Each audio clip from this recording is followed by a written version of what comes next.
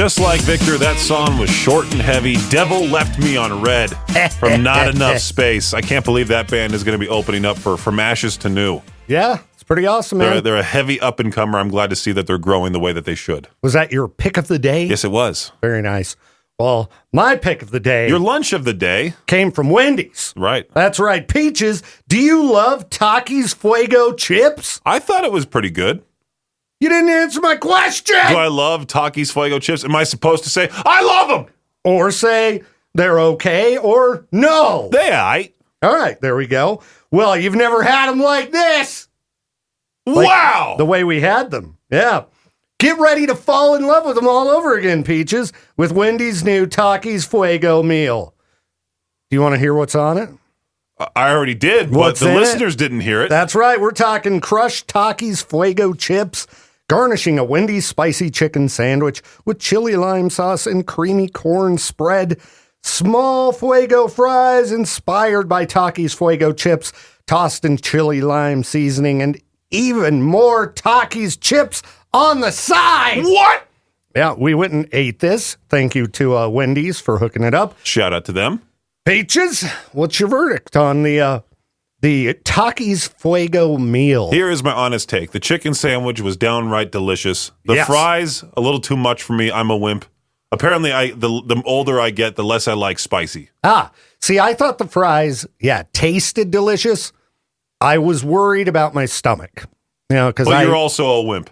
Yes. When it comes to my stomach and too much spicy, But they were good. They were good. They were bomb. The sandwich was way bomb. The Takis on the side were Takis on the side. Who hasn't had Takis? Right? And then I had a nice lime ginger ale to go with it. I had my Powerade Extra Sour Peach Pucker. How was that, by the way? It's not too sour. It's not too bad. It does taste like just like a sour orange juice, maybe. I don't know. No, not that. No. Why would I call it an orange juice if it's peach flavored? That's a good point. I'm dumb. Well, it was okay. All right. But listeners, if you haven't tried this thing, it's a limited time item while supplies last.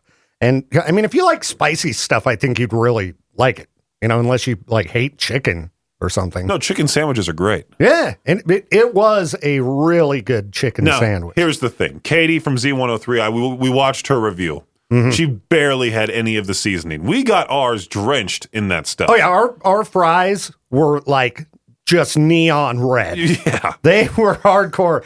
If you look at the difference in our video and the Z103 video, you'll see Katie's fries were weak. Yeah, ours, hardcore. We even got a Frosty after the food was done. Yeah, because we were like, we need something to cool it down. And they have all these new Frosties. I got the Oreo brownie. I think it was called a Fusion. I got the caramel crunch, or as Sleep Token would say, the caramel crunch. The caramel. Did it stick to you like caramel? It did. It did. There was some caramel outside the cup that stuck to my hand. No, it was a fine lunch. If you're into spicy stuff, if you like Takis, I mean, it should be a no-brainer.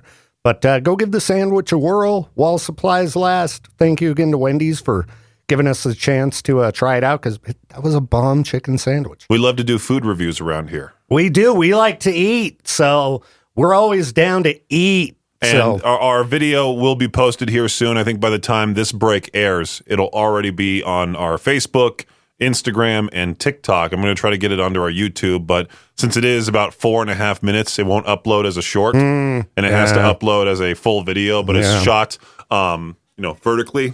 All right. So I don't think that works well for the YouTube format, but, YouTube just needs to get with the game and extend the length of shorts, so they're not so short. Right, but I did some great edits for it and edits with it, and hope everyone likes it. Yes, and you get to see what the sandwich looks like. Just like you'll like the Fuego sandwich if you go give it a whirl. It's so good.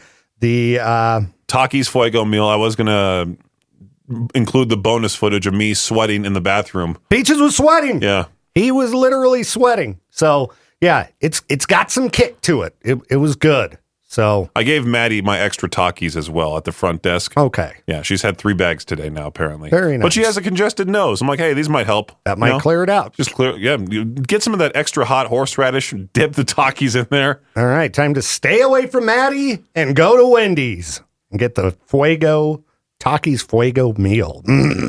For some reason, I scratched a bite and now my leg is bleeding. You know, good information here to share on the air. It's Peach's Pip Party. If you want to get a hold of me, you can over at 208-535-1015. Remember when Perry Farrell had that crazy outburst when Jane's Addiction was on stage back in September of last year, and he just started, trying to punch Dave Navarro, and they had that big fight on stage? Well, Dave Navarro is now suing Perry Farrell for assault and battery following that whole on-stage altercation. Additionally, Navarro, along with fellow Jane's Addiction members Eric Avery, Stephen Perkins, are suing Perry for emotional distress, negligence, and breach of contract over the subsequent cancellation of the band's tour and breakup. They're seeking a minimum of $10 million in damages. That was a funny video, to be quite honest with you.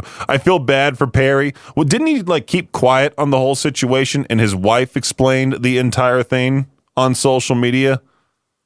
I mean, it was just a fun. I think I shared the video when it first came out because it was just so gnarly. It was getting shared right away everywhere, and I was like, okay, I got to put this on the K-Bear page, and it ended up getting a whole bunch of views. But yeah, good luck to Dave Navarro and the rest of the crew for that whole thing. Some pretty scary news here. My feed has had this story on it multiple times today. I think it happened. Did it happen last night? A paranormal investigator, one of the Annabelle doll handlers, Dan Rivera, dies while on tour with the Annabelle doll. Yeah, he's just charged with handling, is one of the people charged with handling the Annabelle doll, the real-life haunted toy made famous by the whole Conjuring movie series. Just died while on tour in Gettysburg, one of the most haunted cities in America as well.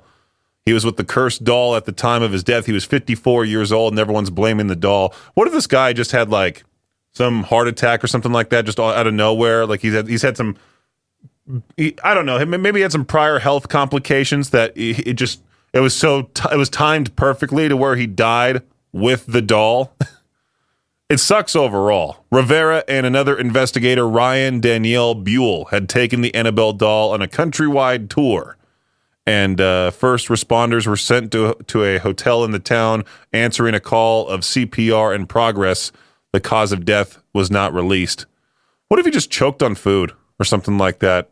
They're so quick to blame the doll, say, to add on to the creepiness of the Annabelle doll. I think the Annabelle doll, doesn't it stay at the Zach Bagans Haunted Museum in Vegas? Another one of those places I've always wanted to go. The last time I was in Vegas, I was 8 years old. It was 20 years ago. I need to go again. I've talked about that plenty of times. I was about to go, finally, back in 2020, but then my ex-girlfriend decided to break up with me, and we had this whole trip planned, whole thing ruined. What a selfish... No, I'm just kidding. At some point, I will go to Vegas, and we'll go to the Zach Bagans Haunted Museum. They have plenty of those weird things in there. I love to watch those video tours on YouTube of people checking out the museum. They have Zach has John Wayne Gacy's old paintings. He has this van that belonged to a serial killer. It might be expensive to go in, but I think the tour is over 3 hours because there's so much crap, so much haunted stuff in just one area. Zach Bagans' Ghost Adventures as a show is so funny to me. You basically just watch 3 dudes freak out over nothing. You don't see any spirits. You only see orbs of light. You only hear faint sounds, faint whispers, but they just start freaking out and run all over the place. And that's what causes people like me to watch it. Deftones on K-Bear 101. I did see that they finally put out a YouTube video. They finally put out the music video for My Mind is a Mountain, their latest track, their first new single in 5 years. First new music, whatever it is, new music from them for the first time in 5 years. And I reacted to it on our YouTube channel, K-Bear 101 RMG. And I talked about this on the show previously as well, that right at the beginning part of the video, I say, I'm not a big Deftones fan. Don't really care for them. I just... tolerate them, and that's about it. Of course, we play them here because they're so popular. They're one of the most influential bands of all time. There's plenty of more modern bands that are trying to copy their sound or, got into music because of Deftones. Well, I didn't leave that great of a review of it, and sure enough, I got all these comments of people saying like, well, if you don't care for them, why react to it? Well, it's like, why shouldn't I? You know, why shouldn't I? Maybe that song would change my mind, and maybe all of a sudden, thanks to My Mind Is a Mountain, I become a Deftones fan. But I did see it is now the most disliked video on our YouTube channel. I did it. I got ourselves a whole bunch of dislikes. Check it out. K-Bear 101 RMG. Seattle Mariners catcher Cal Raleigh. Is it Raleigh? I believe that's how you say it. It's just Raleigh. Cal Raleigh is having a great season, and now he's going to join the list of athletes who have their own beer. Raleigh signed a deal with Scuttlebutt Brewing in Everett, Washington, to brew Big Dumper beer, inspired by Raleigh's fantastic nickname. The brewer describes it as a crisp, crushable lager that will debut next month during a special event at the brewery and then be sold in select markets and stadiums. Tampa Bay Rays owner Stuart Sternberg has agreed to sell the team for nearly $2 billion. The agreement comes just 4 months after the Rays backed away from a deal to build a new stadium in St. Petersburg near the site of their longtime home, Tropicana Field. The new ownership group announced prefers to be in Tampa instead of St. Petersburg. The price of advertising in next year's Super Bowl number 60 has gone up yet again. NBC sold out the 30-second ad slots they offered to advertisers for $7 million apiece. And a new report says that the network is tipping the asking price to upping the asking price to $8 million for the next batch of ads they're putting on sale this fall. That does it for your Shot Clock Sports Update right here on K-Bear 101. Now, I have not seen the new Superman movie, but apparently it's influencing people to go out and adopt a dog. The new Superman movie features Krypto the super dog, and now it has significantly increased interest in dog adoptions, particularly for breeds like Schnauzers.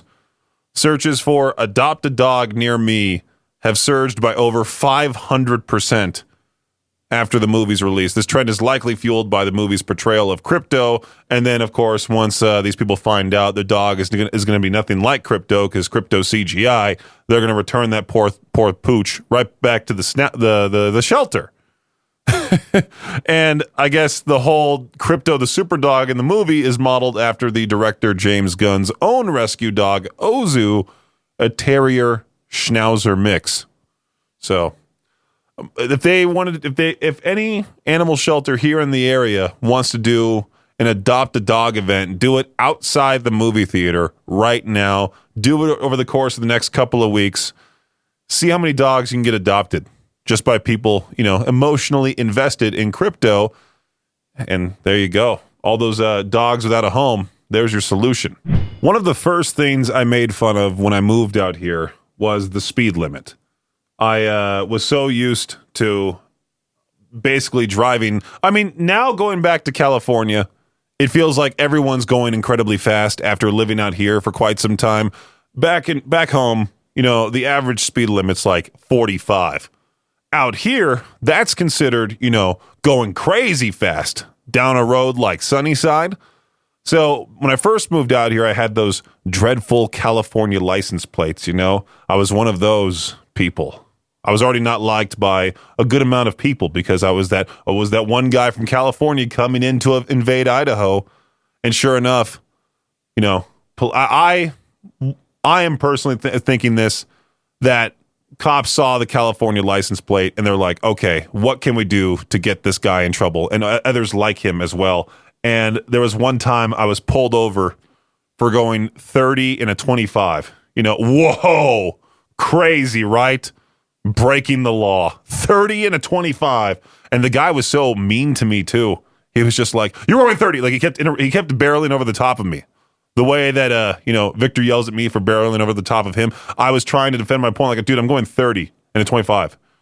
And I'm like, the speed limit right here says 35. Well, back where we were driving, it was 25. Like, he was just for some reason adamant about giving me this $90 speeding ticket, which I did pay. I was going to be that guy that was going to show up with all pennies and be that jerk, but you can't do that. Maybe because of other people that thought of the same thing. I don't know. But Emma Watson, the star from Harry Potter and many other films, she has been banned from driving for 6 months after being caught, quote unquote, speeding. She was going 38 in a 30-mile-per-hour zone. Yeah. Oh, does it say here that it happened last year? Oh, wait, no, she did not appear for the brief hearing at the courthouse, where then she was fined about $1,400 and disqualified from driving. So apparently it happened last year. She had her court case to show up and fight it this year, and she just didn't show up, so now she can't drive, which I'm assuming with a person like her, she probably just gets driven around, right? Once you reach like that level of fame, you just have your own personal driver. I always heard Howard Stern talk about his own personal driver, Ronnie, the limo driver, and Howard doesn't necessarily drive. And he used to live in a place like New York, so I wouldn't want to drive there either. I think the traffic's so bad in places like that it'll be a miracle to reach 38 miles per hour. This is one of those moments where I go, hey, if you think you're having a bad day, imagine being, well, this sanitation worker who is no longer with us. This 19-year-old, well, I'm going to say kid, because that's Maddie's age, and I see Maddie as a kid. This 19-year-old sanitation worker was killed at Tina's Burritos factory in Vernon this past Sunday night. Now, the teenager was cleaning a meat grinder during an after-hours sanitation shift when the machine unexpectedly activated. Isn't that insane? The incident occurred around 9:30 when the young worker was sucked into the industrial food processor.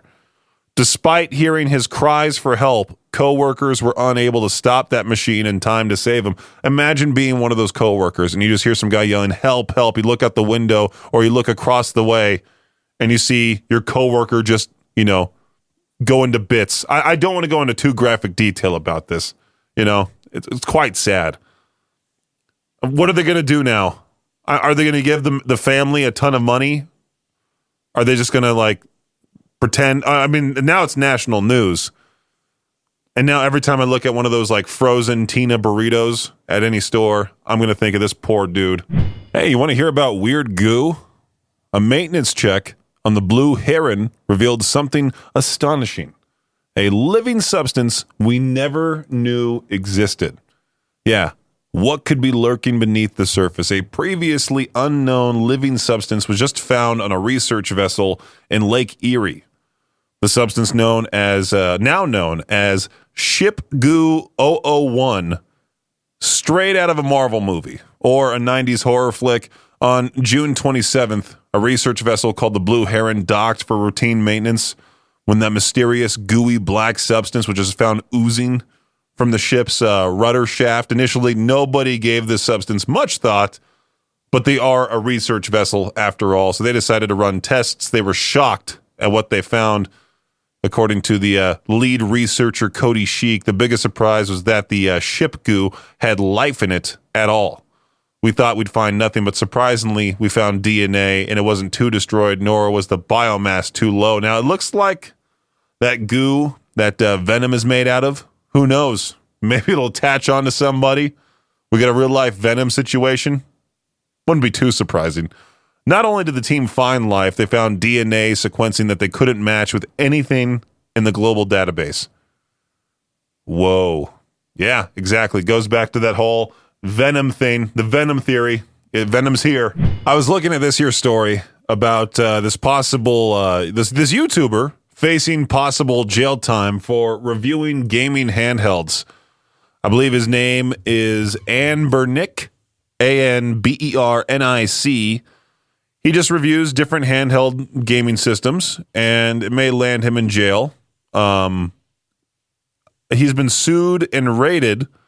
No, wait. Retro gaming YouTuber Once Were Nerd. Where did that Anbernic thing come from? I don't know. But his name is Once Were Nerd, has been sued and raided by the Italian government. Consoles were seized and channels may be closed for promoting piracy of copyrighted material. That's where it's at. Some of these devices ship with preloaded ROMs, which appears to be the source of the complaint. Nintendo and Nintendo and others have issued they've used copyright strikes to discourage creators from emulating their games. And if you try finding any Nintendo game at all, they're quite expensive. All the Pokemon Game Boy games, I have a Game Boy Color at my place, and it just sits there off on the bottom shelf of my little movie display because the whole reason for me buying it was that I wanted to play my old-fashioned Pokemon games from back in the day. I wanted to go out, get Pokemon Sapphire. Couldn't do so because it's like $300 for a game that's probably the same age as I am.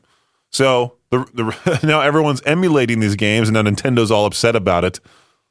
Which, I mean, this could be a whole thing to talk about. This poor YouTuber, officials seized more than 30 consoles, may shut down the channel before it goes to trial. This guy was just being nice. He was innocently reviewing systems, and now he's about to be in a facility full of people who have killed others, people who have done horrible things to others.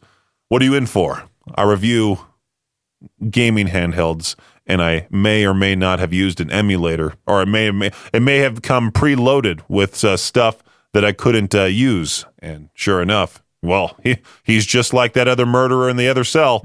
If you didn't win tickets to go see Volbeat, Hailstorm, The Ghost Inside live at the Utah First Credit Union Amphitheater this Saturday, and you're looking for something to do on Saturday, well, we actually have family 4-packs for the crazy figure 8 car races happening at the Rigby Fairgrounds. So if you want to win a family 4-pack, all you got to do is just go to the app, go to the K-Bear app, go to the Alt app, or the Cannonball 101 app, sign up there, and there you go. You're in the drawing. We'll be drawing winners for this, I think, maybe tomorrow. No, maybe I'll probably do tomorrow just to give that extra day of people who need to come by and pick up their family 4-packs for the crazy figure 8 car races. Even if you don't win, you should definitely go. It's a whole lot of fun. I wish it was happening when my friends were here. It would have been awesome to have Matt and Christian come along to see some good old redneck fun, the crazy figure 8 car races at the Rigby Fairgrounds this Saturday.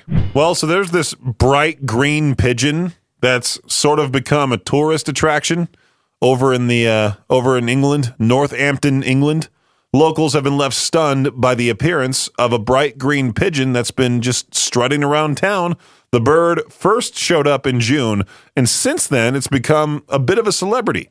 Videos of the bird have gone viral on TikTok. People are actually traveling from all over just to catch a glimpse of this bird. One local even said Northampton's not exactly a tourist hotspot, so having a pigeon as the main attraction is kind of hilarious. As far as the pigeon's green color goes, well, a bird expert had to chime in at Birdwatch magazine, which says it's definitely not natural. He tells the BBC, there is no wild pigeon in the world that looks like this. It certainly looks as if it had been dyed and the green coloring is too artificial. The RSPCA, not amused, has repeatedly asked the public not to dye pigeons. I bet there was that one guy that just decided, hey, you know what? Let's go ahead, make this pigeon green. All of a sudden, it's become the best prank ever because now the whole city's getting filled up with tourists. People are getting upset. Nobody likes tourists anymore. People don't want to have other people come in and see their hometown. Get out. Blame the green pigeon.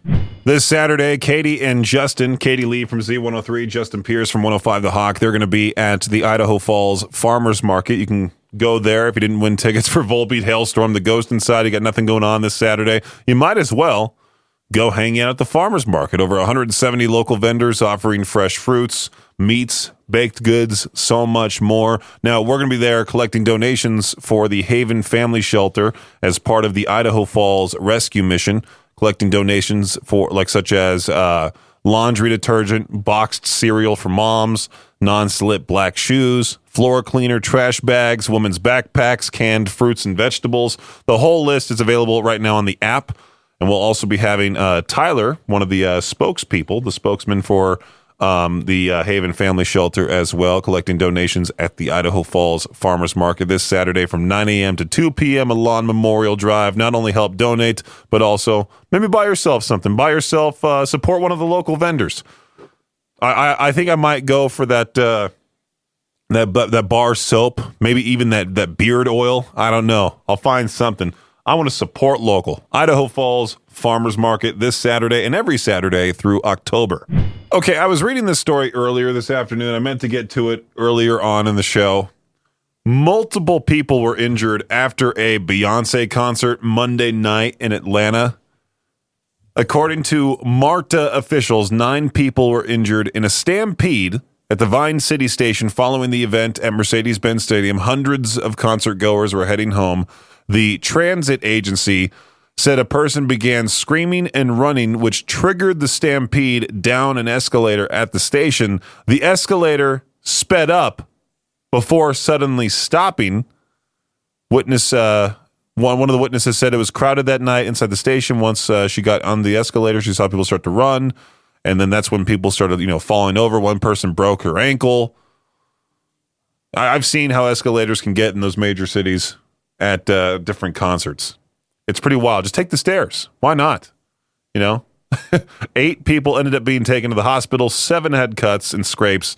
1 had that broken ankle, like I mentioned. A 9th person was injured but declined to be taken to the hospital. Just probably didn't want to pay the medical bill, but you got to be careful. It shows. I'm glad we have the Mountain America Center. I'm glad we have the Portneuf Health Trust Amphitheater, where entering and exiting is super nice. You don't even have to pay money to park. It's that great. You just show up, go to the lot, go to the show, and that's it. Oh, so that's one of the many perks of being in this area. Shout out to the Hitman as part of Big 93.9. He usually posts all over Facebook about what he's going to talk about on his afternoon show on that station. He randomly added me one day, and it was cool just to have another radio person be nice for once, I tried reaching out to Ted Stryker to talk with him.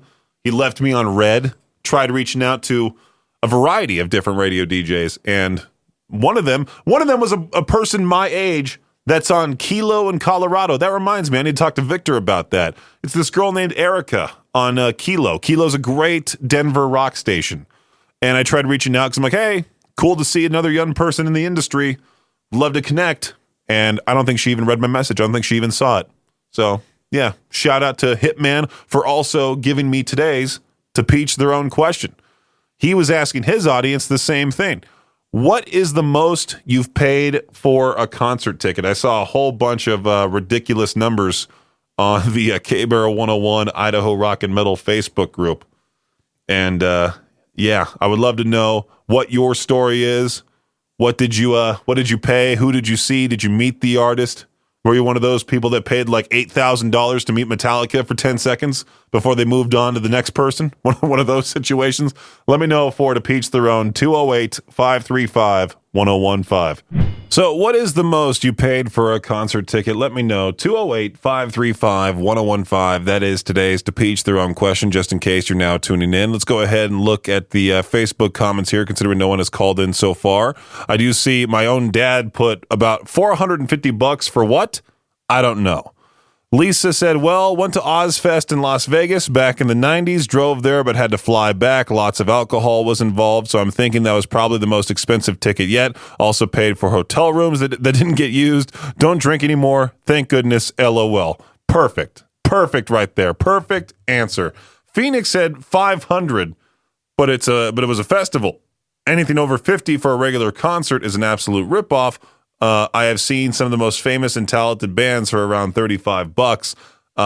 Sure, okay. Ticket prices back then were $35. Now they're kind of pricey, but always make sure to go to the proper ticket link whenever you decide to go to a show. Like if you check out our concert calendar, always available to you at riverbendmediagroup.com. You can click on Explore Event. I linked the proper website for every single show on our concert calendar, and there's close to 100 of them. Go to a live show. Loyal listener Captain Zach, every single time I ask a concert question, he just goes, I've never been to one, but does nothing to change it. So it's like, hey man, go to our concert calendar, go find a show that you want to go to, click on Explore Event, buy your ticket, go to the show.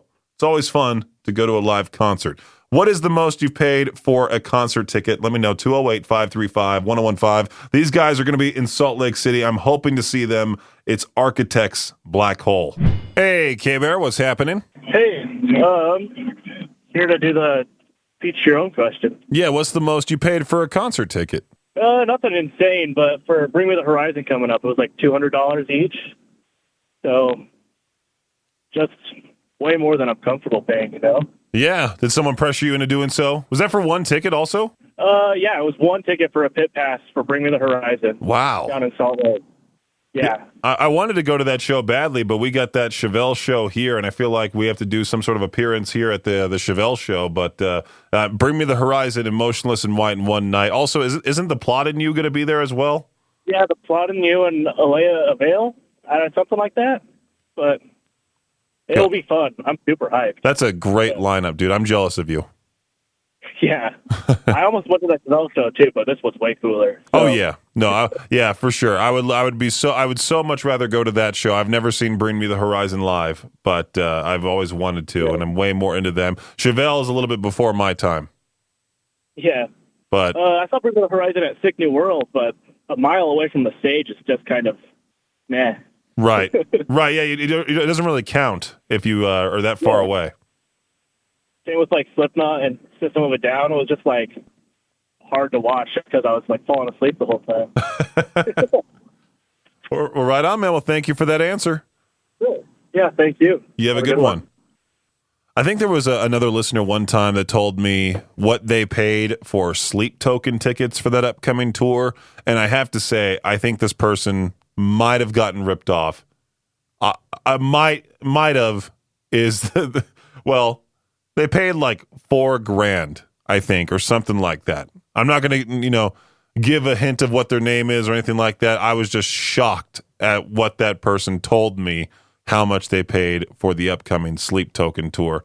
Make sure not to get ripped off, okay? K-Bear, what's happening? Hey, Peach, this is Jason. How you doing? Doing great, Jason. What's up with you? Oh, doing great. Got home from work, kicking back. Nice. Were you here to answer today's To Peach Their Own question? Yeah. What's the most you paid for a concert ticket? I'd say probably $30. Nice. Yeah. I don't go to a lot of concerts, but I haven't paid for a ticket to a concert for a long time. I win a lot of tickets from you guys. Oh, there you go. See? Last few shows I've gone to is Slipknot and Cypress Hill and Guns N' Roses, and I just won them all off from you guys. It helps to listen, obviously. I mean, even my perk of being the radio DJ, I go to a lot of free shows, and I try my best to take advantage of it. Heck yeah, right? Yeah. Good for us in this case. Oh, good for you.